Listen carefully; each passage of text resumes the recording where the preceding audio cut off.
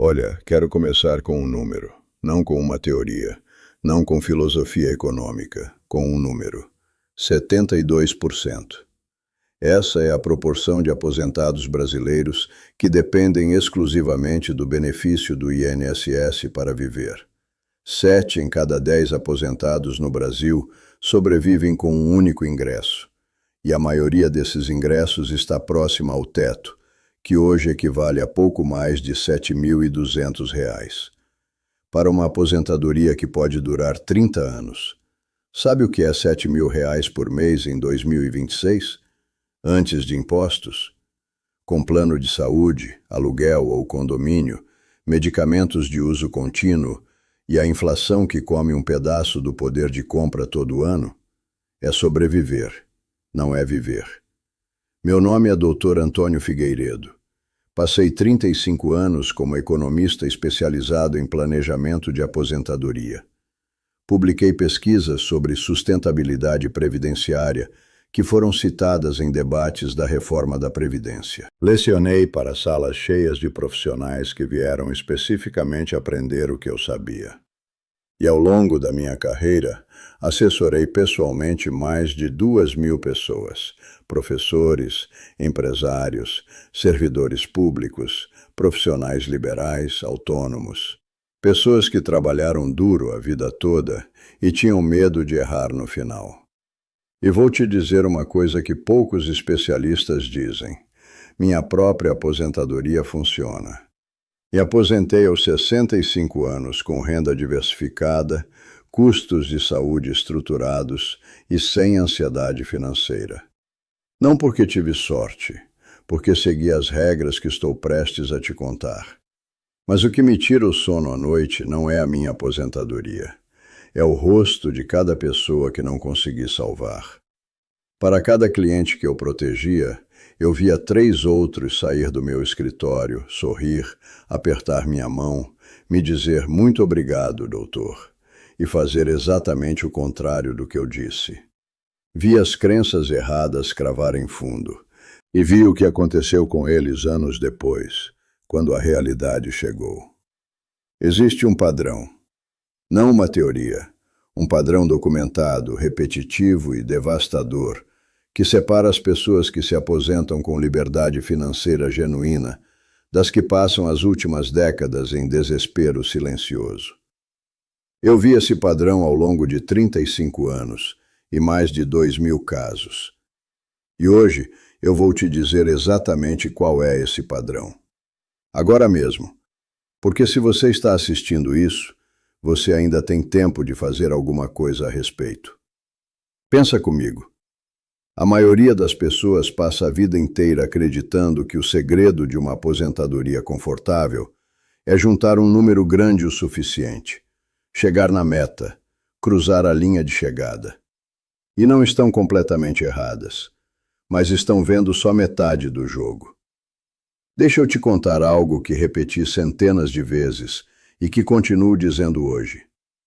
Já vi pessoas se aposentarem com 1,8 milhão de reais poupados e ficarem sem dinheiro aos 76. E vi pessoas se aposentarem com 420 mil reais e morrerem financeiramente estáveis aos 89. Mesmo país, mesma época, mesmas regras do INSS, resultados completamente diferentes. Por quê? Porque o número não é o segredo, a estrutura é o segredo.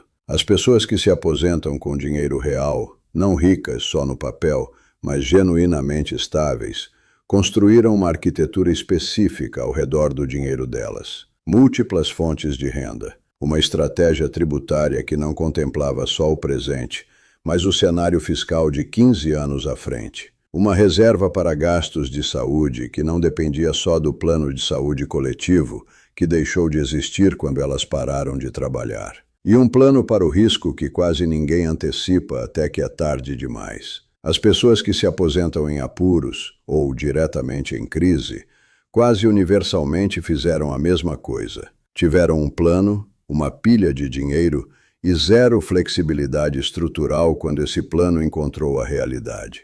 Eu venho mantendo um caderno mental por 35 anos. Cada cliente que chegava até mim em crise financeira, Eu me perguntava a mesma coisa.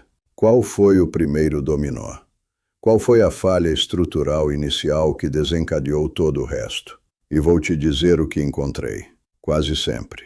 Não foi a inflação do Plano Real nos anos 90. Não foi a pandemia. Não foi a reforma da Previdência. Esses foram acelerantes.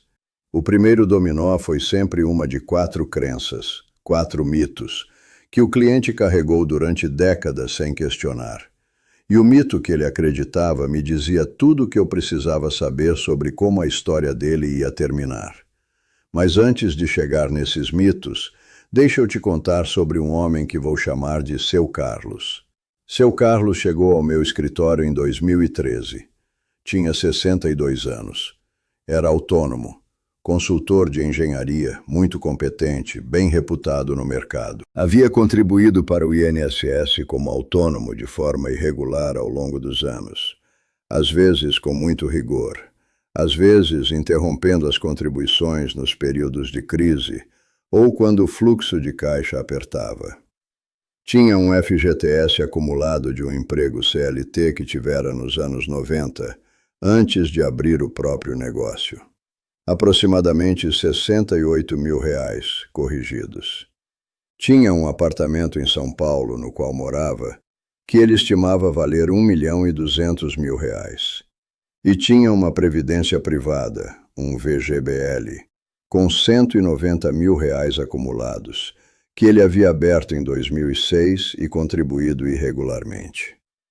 No papel, Seu Carlos parecia razoavelmente bem. Chegou ao meu escritório relaxado, com a confiança tranquila de quem passou a vida entregando o resultado. Me disse: Dr. Figueiredo, só quero confirmar que estou no caminho certo.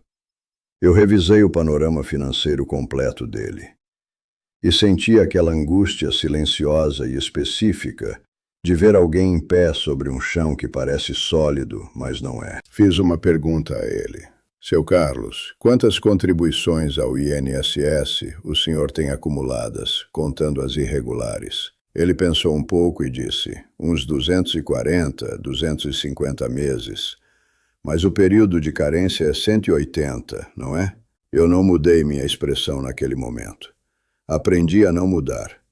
Mas por dentro, eu já sabia exatamente o que estávamos enfrentando. Seu Carlos estava certo que o período de carência para a aposentadoria por idade era 180 meses de contribuição, mas ele tinha 62 anos e após a reforma da Previdência de 2019, a aposentadoria por tempo de contribuição com pontuação progressiva exigia um número de anos significativamente maior do que o que ele tinha. E mais do que isso, a qualidade das suas contribuições era o problema. Como autônomo com contribuições irregulares, vários dos seus períodos mais remotos tinham defasagem significativa de salário de contribuição, o que reduzia diretamente o salário de benefício que o INSS ia calcular para ele. Projetei o benefício que seu Carlos poderia esperar do INSS. Com o histórico de contribuições dele, interrompido, com salários de contribuição inconsistentes, o benefício apurado ficava em torno de R$ 3.200 mensais. Abaixo do teto, longe do teto, porque o sistema calcula a média dos salários de contribuição históricos, e os dele eram irregulares. R$ 3.200 do INSS. Mas o que o VGBL de R$ 190 mil poderia gerar? Em uma renda mensal vitalícia, aproximadamente R$ 900 a R$ 1.000 por mês. Menos de R$ 4.200 por mês, somando tudo. Seu Carlos ficou olhando para os números em silêncio. Depois olhou para mim e disse algo que eu nunca esqueci. Mas eu trabalhei 40 anos, doutor. 40 anos. Como isso é possível? É o seguinte, essa pergunta, com esse exato tom de incredulidade honesta, eu ouvi mais de 500 vezes na minha carreira. 500 pessoas que trabalharam com seriedade, pagaram suas contas e chegaram ao final descobrindo que o sistema calculava a aposentadoria de forma completamente diferente do que imaginavam. Não porque o sistema seja misterioso, mas porque ninguém sentou com elas cedo o suficiente para explicar que a qualidade das contribuições importa tanto quanto a quantidade. E aí está o padrão, o que se repete. O que destrói aposentadorias no Brasil, mais do que qualquer crise econômica ou qualquer reforma legislativa. É isso. A maioria dos brasileiros da geração de 50 a 65 anos operou sob uma crença implícita, nunca dita em voz alta, nunca examinada, de que o INSS cuidaria deles se trabalhassem e contribuíssem quando podiam. Que o FGTS era uma reserva para emergências ou para o fim da vida. Que o apartamento valia o que achavam que valia e poderia ser vendido pelo preço que imaginavam quando precisassem. E que a previdência privada que abriam eventualmente e contribuíam irregularmente seria suficiente para cobrir os huecos. E o que eu vi, caso após caso, é que essa crença os liberou de construir uma arquitetura real. Porque se o sistema vai cuidar de você, para que calcular exatamente qual será seu benefício aos 50 anos?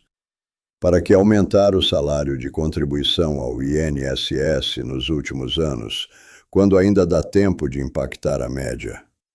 Para que escolher entre PGBL e VGBL com critério, em vez de abrir o que o gerente do banco sugeriu? Para que diversificar além do imóvel e da previdência?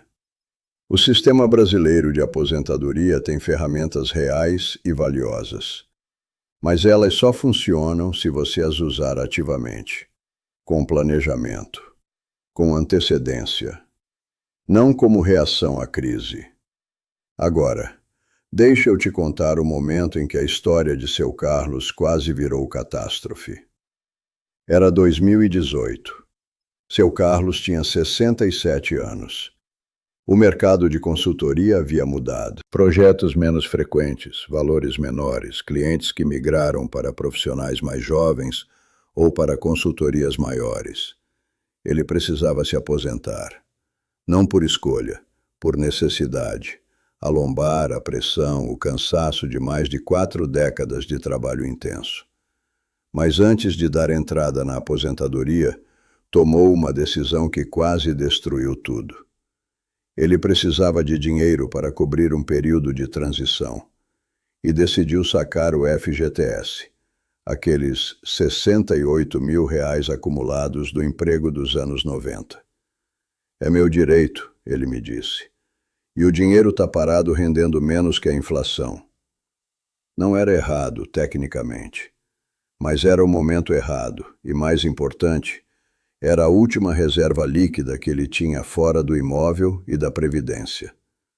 Após o saque, seu Carlos tinha o VGBL de 190 mil, o apartamento, e o benefício do INSS de R$ 3.200 mensais, que entraria quando o processo fosse aprovado. Então, 2 meses depois do saque do FGTS, o apartamento precisou de uma reforma urgente, infiltração severa, laudo do condomínio, custo de R$ 34 mil. Dinheiro que ele tinha acabado de sacar virou reforma. E o processo do INSS demorou 7 meses para ser aprovado. 7 meses sem o benefício. Eu precisava cobrir aqueles 7 meses de alguma forma. E cobrimos, com custo. Ele fez um resgate parcial do VGBL, que naquela faixa do contrato ainda tinha incidência de imposto de renda regressivo sobre os rendimentos. Mais uma mordida. Mais uma fissura na estrutura. Seu Carlos olhou para mim durante uma reunião em 2019 e disse: Doutor, eu passei a vida inteira achando que trabalhar bastava, que juntar era suficiente. Nunca entendi que tinha que construir. Essa frase está no meu caderno, junto com o nome de centenas de outros. Isso é o que digo para cada pessoa que se senta na minha frente hoje.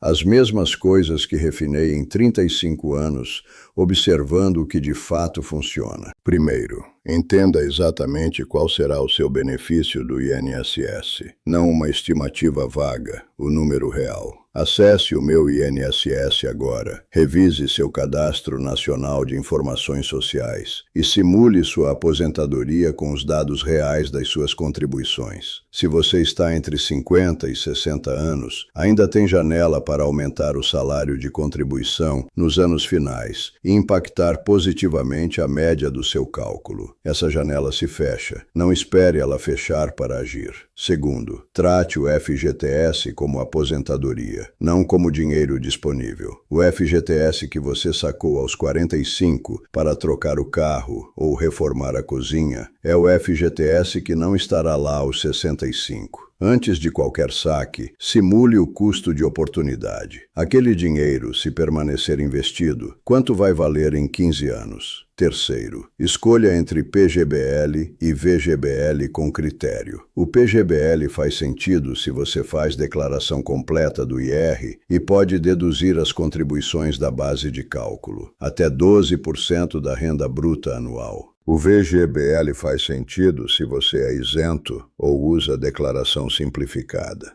A maioria das pessoas que abriu um e deveria ter aberto o outro está pagando imposto que não precisaria pagar, ou deixando dedução na mesa por anos. Isso não é detalhe, é estrutura. Quarto, construa ao menos uma fonte de renda independente do sistema formal antes de precisar dela. Para os brasileiros, isso pode ser um imóvel que gera aluguel, não para vender em crise, mas para receber mensalmente desde agora. Pode ser uma carteira de fundos imobiliários que distribuem rendimentos mensais isentos de IR. Pode ser uma atividade que você genuinamente gosta e que gera alguma renda sem demandar sua saúde. O ponto não é qual você escolhe. O ponto é que quando o INSS vier menor do que você esperava, e as estatísticas dizem que há boa chance de isso acontecer, você tem algo mais no qual se apoiar. Quinto, não confunda o valor do seu imóvel com liquidez. O apartamento de seu Carlos valia mais de R$1 milhão.